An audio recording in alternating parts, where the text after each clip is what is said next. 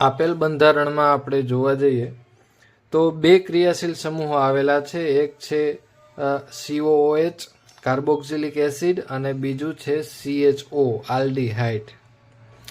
હવે ટોટલ લાંબામાં લાંબી શૃંખલામાં COOH અગ્રીમતા ક્રમ પ્રમાણે COOH નો કાર્બન પહેલો થવો જોઈએ. તો લાંબામાં લાંબી શૃંખલા 1, 2, 3, 4, 5 અને 6 કાર્બનની બને છે.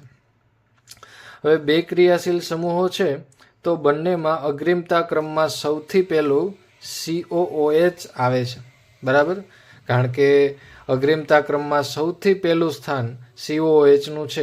हम जहां खड़े रहते हैं वहीं से हमारी लाइन शुरू होती है. तो पहलो कार्बन लाइन अहींथी शरू थशे. बीजा नंबर पर मिथाइल आवेलू छे अने जे मुख्य समूह होय छे IUPAC ना रूल मुजब जे मुख्य समूह होय छे एटले के COOH एनो नामनी पाछळ प्रत्यय लगाडवामां आवे छे અને જે ગૌણ સમૂહ હોય છે એનો પૂર્વક લગાડવામાં આવે છે. તો આપણને ખ્યાલ છે મિત્રો કે આલ્ડીહાઇડનો પૂર્વક એ ફોર્માઇલ થાય છે, ફોર્માઇલ, અને કાર્બોક્સિલિક એસિડનો પ્રત્યય એ ઓઇક એસિડ એવો થાય છે, બરાબર છે.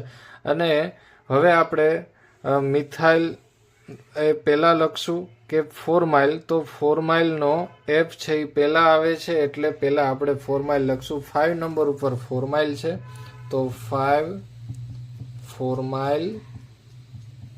ત્યારબાદ 2 નંબર ઉપર મિથાઇલ સમૂહ આવેલો છે એટલે 2 મિથાઇલ.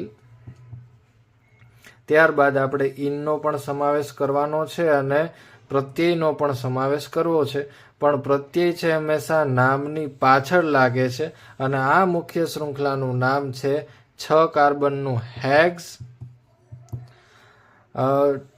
3 ઉપર ઇન આવેલો છે અને 1 ઉપર ઓઇક એસિડ એટલે 3 ઇન પ્લસ ઓઇક એસિડ એટલે કે ઇનોઇક એસિડ એવું નામ થશે.